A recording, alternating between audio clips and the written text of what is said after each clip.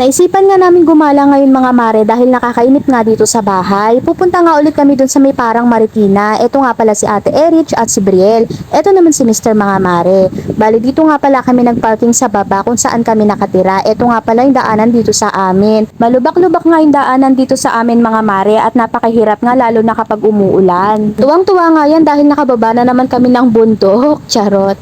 Kinabukasan nga mga mare, naisip ko nga na hindi pa pala namin nakakabit yung kalendaryo namin. Bali January 2 na nga pala ito. At ayan mga mare, buti nga naisip na nga ni Mr. na ikabit. Tanghalian na nga pala niyan mga mare at ito nga yung ulam namin. Namitas nga si Mr. ng talbos mga mare dahil nanawa daw siya sa kakakain ng karne nung New Year. Meron nga din kami ditong nilagang itlog, meron ding kamatis, pritong talong at saka yung alamang. Yung fried chicken naman mga mare ay tira no nung New Year pa.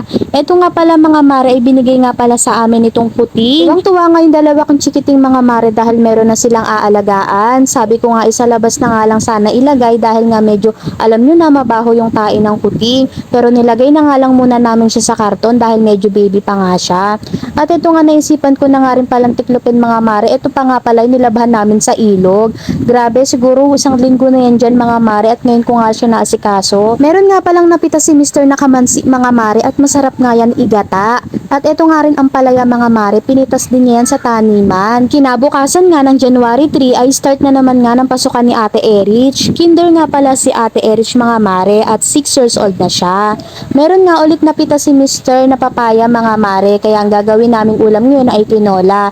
Nabihisan ko na nga si Ate Erich mga mare at ihahatid na nga siya ng papa niya at kasama si Brielle. Pagkaalis nga nila, inasikaso ko namang balatan itong papaya para makaluto na rin ang pananghalian. Eto nga pala yung manok na ititinola ko mga mare. Bali nahiwa ko na nga rin pala yung papaya at meron nga rin akong napitas na dahon ng sili. Fast forward na nga tayo mga mare. Bali naigisa ko na nga yung bawang, sibuyas at luya, pati na rin yung manok. At nilagay ko na nga rin pala yung papaya mga mare para sabay-sabay na nga siyang lumampot.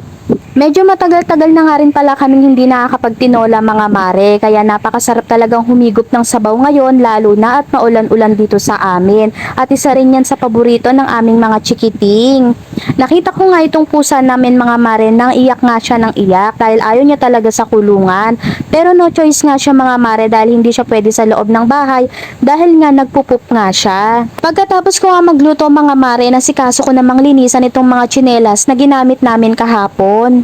Nakalimutan ko palang ilagay yung dahon ng sili mga mare. Mabuti na nga lang at kumukulo pa itong tinola kaya sinapaw ko na nga lang din. Mabilis lang naman maluto yan mga mare at talagang isinasapaw lang yan sa ibabaw. Pagkatapos ng sunduin si Erich mga mare ay pumunta naman kami dito kila nanay. Bumungad nga sa akin itong napakagandang bulaklak mga mare. Nakalimutan ko na nga kung ano yung tawag dyan. May iba't ibang kulay pa nga yan mga mare at maganda rin yung violet. Ito nga pala yung tanim ni nanay ng mga talbos, sitaw at kalabasa. I-flex ko nga sa inyo yan mga mare kapag lumago na nga yan.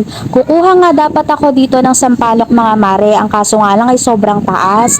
Masarap sanang kumain yan mga mare lalo na at mga hinog na siya. Chinek ko na nga rin yung mga mangga mga mare kung meron ng bunga pero bulaklak pa nga lang ang meron. Meron nga rin pala silang mga tanim na mga saging.